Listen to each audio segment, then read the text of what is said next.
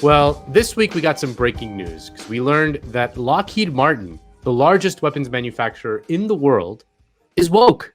That's right. It turns out that Lockheed Martin has been implementing a program which sent white male executives to a 3-day diversity training program aimed at deconstructing their white male culture and encouraging them to atone for their white male privilege. Now, the details of this are incredibly funny, but before we get into it, it's worth understanding what exactly Lockheed Martin is. Lockheed Martin is the top-grossing defense firm in the world, and the U.S. government supports that business to the tune of over $37.7 billion.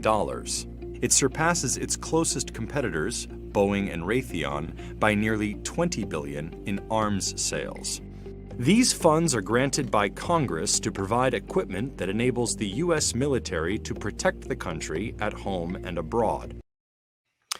So yeah, Lockheed Martin are literally merchants of death, specifically the biggest merchants of deaths in the world.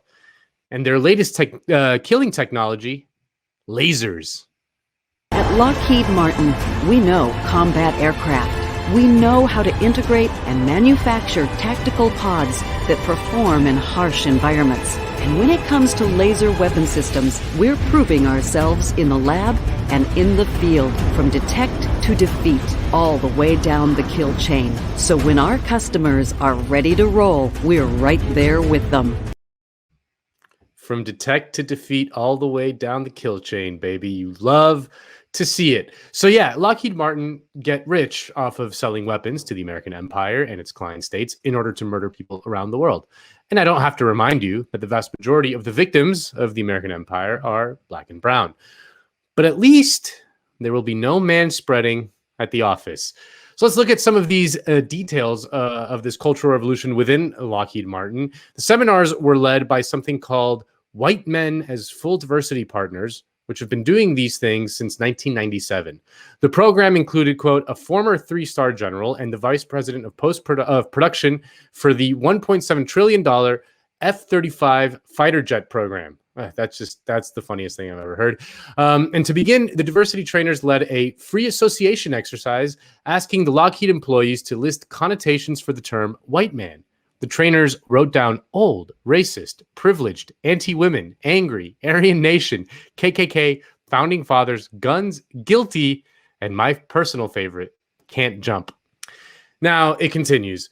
White Men as Full Diversity Partners argues that the roots of white male culture include traits such as rugged individualism, a can-do attitude, hard work, operating from principles, and striving towards success, which are, quote, devastating to women and minorities. Now, I don't know about you, but a can-do attitude and valuing hard work are traits that are praised in many different cultures, not just the so-called white culture.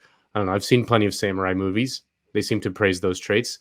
So anyway, this information was uncovered by a guy named Chris Rufo, who is an anti-critical race theory activist and reporter.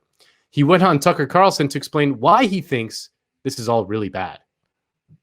Chris Rufo is a senior fellow at the Manhattan Institute, a contributor to City Journal. He broke this story. He joins us now to tell us what this training session was like. Chris, thanks so much for coming on and for your reporting. What went on at this thing?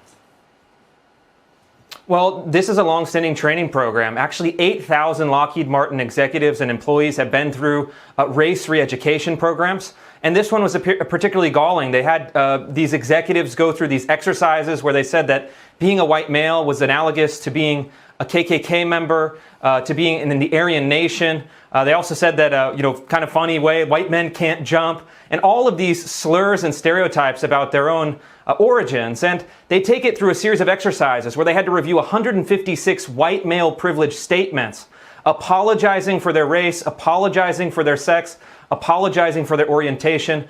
And the question is this: if a 3-star general retired in the United States military can't stand up to a bunch of crackpot diversity trainers, how on earth are we going to stand up to communist China? I mean, that's really what it is, right? Like, how are we going to stand up to those dastardly Chinese if all we're doing is checking our privilege all day? Am I right? Now, obviously, Chris is a right-winger, and that's why he hates all of this. But that does not mean that all of this is good in any way. For starters, this stuff doesn't even work on its own terms. According to a piece by the Jacobin show's very own Jen Pan in the New Republic, quote, despite the rapid growth, today's diversity industry has largely failed to usher in the diverse workplaces and schools it promises. A growing number of empirical studies suggest that anti-bias training, also known as implicit bias training, and other diversity initiatives don't work. A recent study by sociologists Frank Dubin at Harvard University and Alexandra Kalev at Tel Aviv University, surveying more than 30 years of data collected from over 800 firms, found that diversity programs not only failed to increase workplace diversity, but in many cases even reduced diversity or exacerbated participants' biases. A 2016 meta-analysis of nearly 500 studies on implicit bias interventions similarly found that while such sessions sometimes briefly and slightly diminished participants' implicit biases, they had no significant long-term effects on people's behavior or attitudes.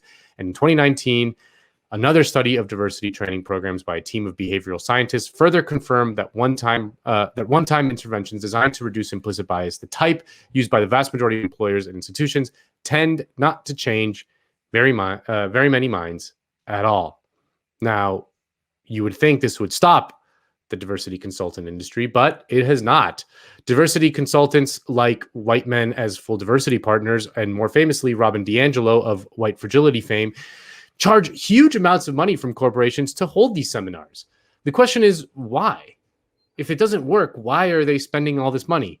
Well, Bhaskar Sunkara points out that these training sessions are a great way to inoculate corporations from lawsuits in the future. He writes in The Guardian, quote, it's not a coincidence that corporate human resources departments love to contact diversity consultants like DiAngelo to do anti-bias trainings. Trainings more than pay for themselves if they can demonstrate a commitment to an inclusive workplace in the event of later anti-discrimination lawsuits. They're also a lot cheaper than paying workers better and addressing structural inequalities. The more that blame for discrimination can be shifted onto individual racist Karens, the less onus there is on powerful corporations and the politicians who defend them to make real changes. And that is, of course, true. But beyond that, the fact that these diversity trainings fail on their own terms and that they don't actually reduce racial bias and that they are a convenient way for corporations to protect themselves using a sort of woke sheen, there's actually something even more insidious going on here. And that is that the whole entire woke project is a form of class warfare. It started out in academia, where it gained a sort of radical cachet. Then it became dominant in the media. And it has since been absorbed by basically every major corporation in America, including Lockheed Martin, the largest weapons manufacturer in the world. Now, that should give everyone a little bit of pause.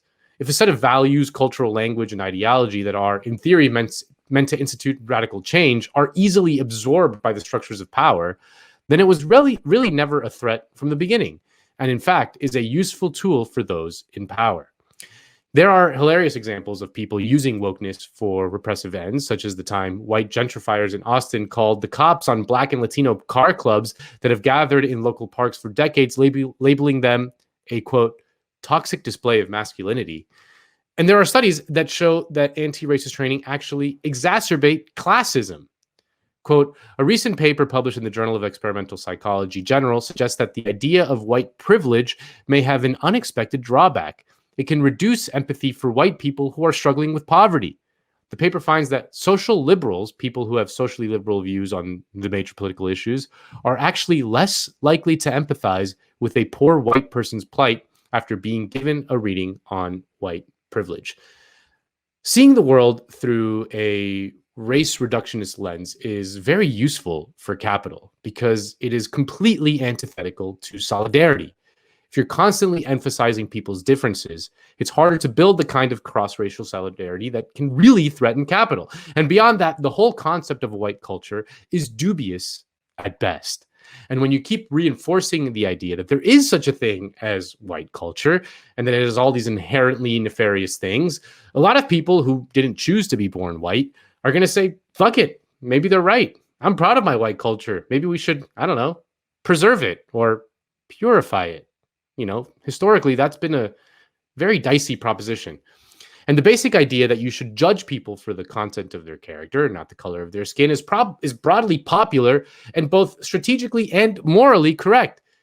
But when you just look at someone superficially, you are able to judge them based on superficial factors, like take the admiration of Nelson Mandela by basically every major Western leader. Barack Obama, for example, was obsessed with Mandela. But were they really listening to Mandela, or were they just attracted to the sort of idea of a Mandela or the image of Mandela? Take, for example, Michael Welp, who is one of the founders of the White Men as Full Diversity Partners, the guy who led the the white privilege training at Lockheed Martin. He spoke of his admiration for Mandela in a TED Talk about whiteness. 3 years before Nelson Mandela died, I wrote him a letter. In it, I said, I was astonished to see you emerge from 27 years in prison and embrace, from a place of love, the white men who imprisoned you. You showed that love is the greatest force for change. And I want you to know that it's the same thread of love that I carry that you passed on to the white men in South Africa. That's inspiring stuff, no doubt. But I wonder what Mandela would have thought about Michael Welp selling himself to the war profiteers who helped oppress his people in South Africa. Did his whiteness prevent him from listening to Mandela's actual words?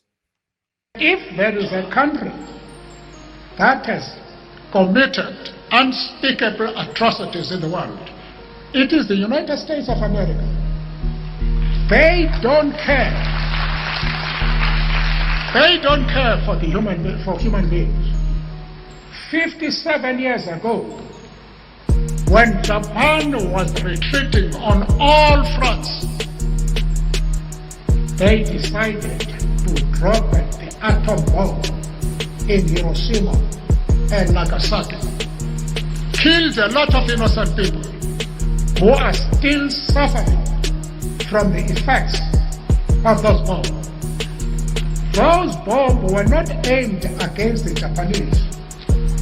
They were aimed against the Soviet Union to say, look, this is the power that we have. If you dare oppose what we do, this is what is going to happen to you.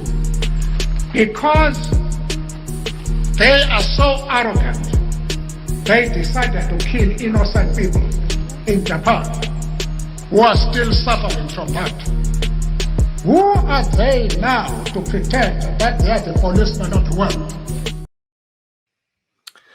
I wonder if Michael Welp had gotten his hands on Harry Truman, he wouldn't have, he would have checked his own white privilege and just realized, oh my God, those Japanese, they're POC. Maybe we shouldn't drop the bomb on them. Yeah, that's the if only diversity trainings could have been around in the 40s. Maybe like, because in the moment when like we had actual Jim Crow, like if only we could have like taught people to diversify their workplace and their gotten rid of their bad racist beliefs. I mean, the thing is like and this isn't my original comment on this, but like I think it's very likely that a lot of corporations will see diversity trainers and diversity specialists and experts as like the new HR mechanism, because you don't really need an HR person if like if what you're focused on is like disciplining your workers. When you can bring someone in that does a training and says, admit you're a racist, tell us all the times you did racist things, you had bad racist thoughts.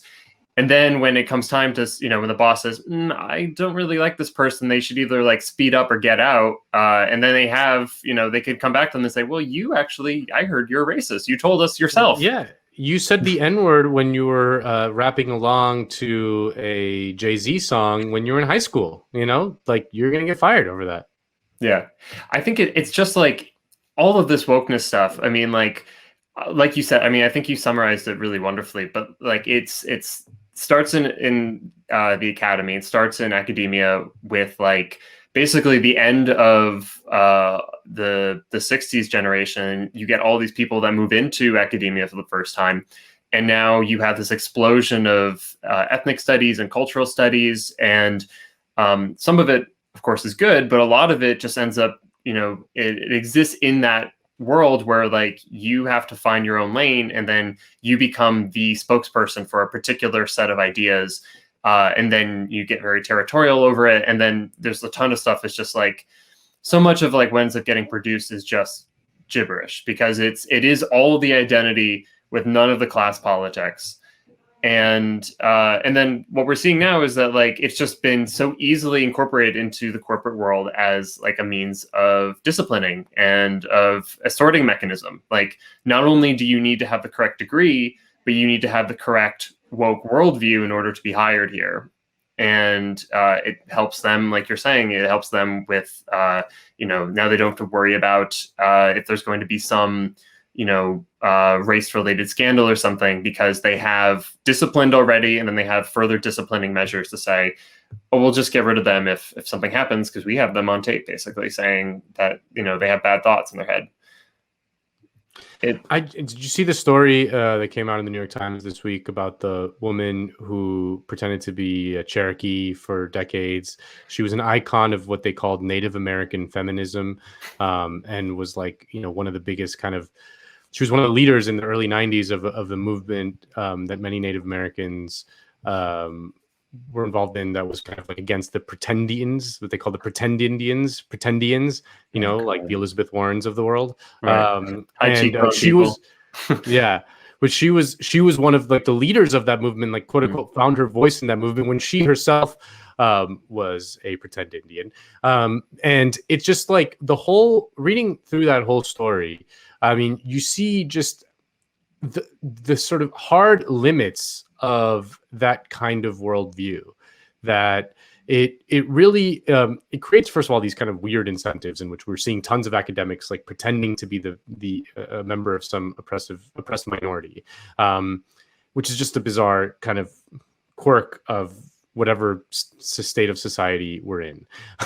And but beyond that, it just like it creates this culture of like, in order to speak about something or to think about something or to care about something, you have to be of the thing, which is it's just antithetical to any kind of cross racial solidarity. I mean, they would never say that. They would say like, no, it's totally possible. But like in actual practice, it's impossible, because right.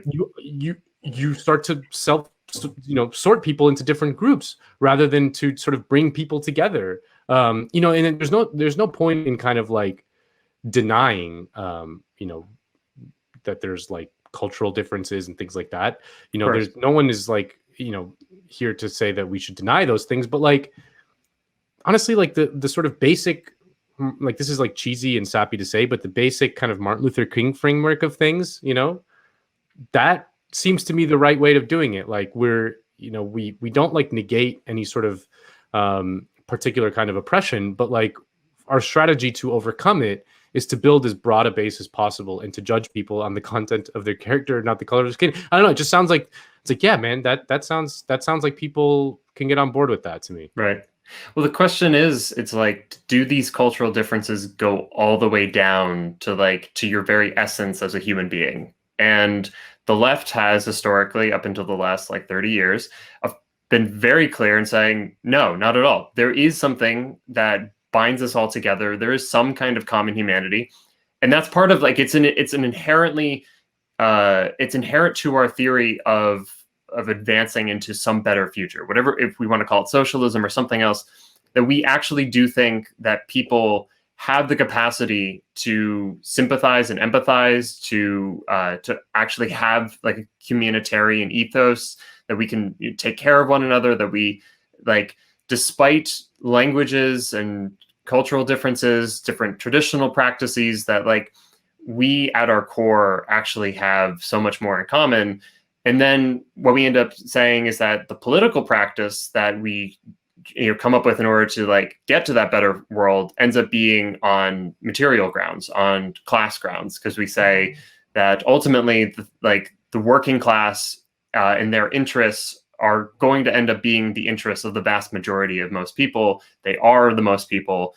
And so by pursuing their interests, we end up pursuing a universalistic politics where we say that every single person should have certain aspects of their life guaranteed, certain true human rights, not in kind of the foreign policy human rights terminology, but true human, the fact that you're a human being, you have inherent value and worth, and you deserve certain things.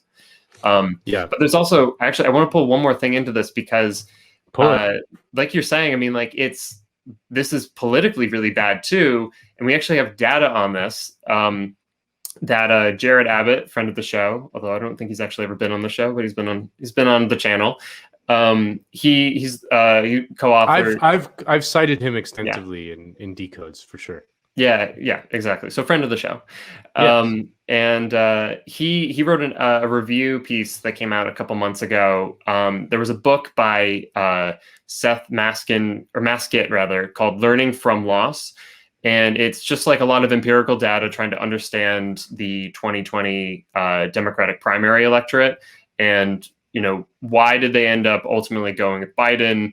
Did Bernie have a shot just based on like the actual voters themselves? And the thing is that I'm going to pull up this quote because he says that there is substantial evidence, and he's quoting Seth, but he's citing evidence by Andrew B. Hall, or empirical research rather, but there's substantial evidence that candidates perceived by voters as being extreme tend to underperform candidates perceived as moderate, but it is less clear how voters' perceptions of extremism vary across different policy positions and message framings offered by candidates. And he goes on to say that, for instance, the results of Maskett's survey experiments suggest that many voters perceive progressive policies aimed at addressing group-based inequalities as being more extreme than, say, a non-group-based policy to increase high-paying jobs through economic growth and subsequently punish candidates who hold the more progressive positions.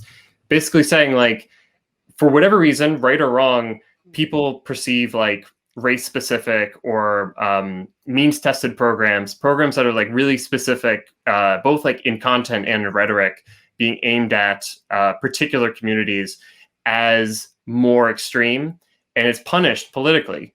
So like not only are like universal programs morally more right, it's right to take care of everyone, because we do believe that every single person has certain human value and worth. It's also politically more viable, and so this is what the left should be, considering moving forward, and should be running on these kinds of programs and these kinds of policies that are universal, that just say, we're going to raise your wage and give you some healthcare. You need those. Yeah, things. I mean, and honestly, like when it's this kind of thing is not just limited to white people. Right. Often, working class Mexican Americans and things like that, like they don't like to be judged for being Mexican, even if it's like in a positive way, if that makes sense. You know what I mean? Like they don't want to be seen. Like they don't want to be seen as like oppressed or something because they're Mexican American or whatever. Like this is very common, and like again, like policies that and political kind of strategy that kind of ties people together and kind of makes them feel like they're part of a shared thing with other people in the country. Like that just like appeals to people. Like no one wants to be like isolated from the rest of them, like that's just in their bones. I think people feel that way.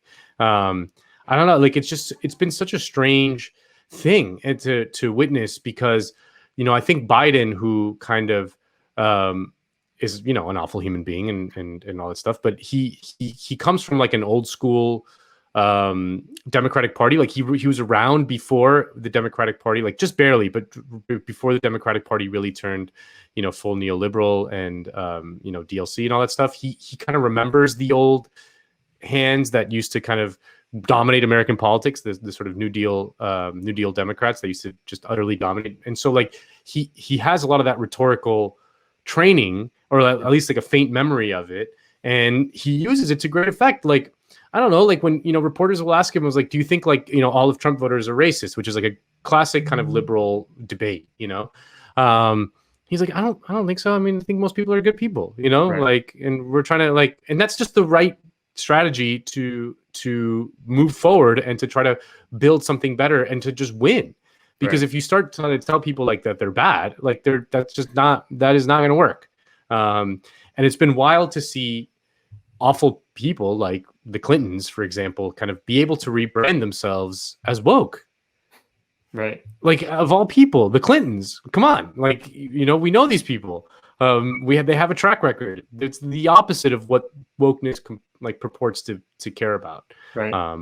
Well, the question is ultimately like, what is your political goal? Like, I want a world where we have Medicare for all. And I think the way that you're going to get to that is through massive, broad coalitions, primarily rooted in working people, but like as many middle-class people who will get on board. If we can get some elites, great, but that's not the target. The point is that like we need a massive, broad base if we're going to be able to take on like the most powerful ruling class in human history. Like even just having the base is not going to be enough to win that fight, of course. Like it's a prerequisite. Yeah. Gives you a prayer to fight. Yeah. But then all of this stuff, like just all of these like no one wants to feel like a token. No one wants to be stereotyped. Like no one wants to feel like they're like not like an equal human being. But it's just these middle-class people. It's people that are in professional settings that can use it as like a bargaining chip as they're trying to move up in the world. And it's academic stuff. And then we all end up dealing with the consequences of that. The funniest thing happened to me, Kale, like it was last week or 2 weeks ago. I got approached. I got a call from a headhunter, an executive search person, for a job that I'm like wildly unqualified for, like comically unqualified for, like CEO of a big prestigious media organization, that you've heard of. And I was like, I took the call, obviously, just mostly out of curiosity, but I was like, well, like, why wouldn't you? And I'm talking to this person, and I was like, I gotta be honest, like, I'm surprised you guys are reaching out to me for this job. And she's like, well, we had you on a list of Latinx media executives, and we just really want to focus on diversity, and we're really like committed to blah blah blah. And I was like, wait. Latinx. Well, no, I didn't correct her in that way. I said, listen, I appreciate that, but you're gonna get me and yourself in trouble. I don't want to pull an Elizabeth Warren because I am not Latinx. You are more Latinx than I am as an Argentine American. People don't know about that, but you're more Latinx than I am. I am a colonizer imperialist from Spain. I am not part of the Latinx thing. And she was like, oh my God, like, I'm so sorry, like, as if she offended me. And I'm like, no, like, not that either. But I'm just like, trying to help you out. And she's like, okay, can you explain that to me? And like, I had to like explain it to her, and she was like, this well-meaning, like, she honestly like meant well, like, and she had like a sort of genuine commitment to she's like, I think it's good that we're trying to uplift, minorities and people of color or whatever. And like, I just like her referencing me as a person of color. Like, I was like, you're going to get in trouble. Like, you're going to get in trouble. Like, if this, that conversation ended with you going, yeah, and I'll follow up with the Adolph Reed article in the email. Don't worry. Right. Yeah. I already said that to her. No, but it was funny. I mean, it was just like a funny thing. Like, that was why I was being considered for the job, is for the supposed color of my skin, even though she was on the phone, like she couldn't see me or anything like that. But I thought it was kind of funny that just a very thing of this time.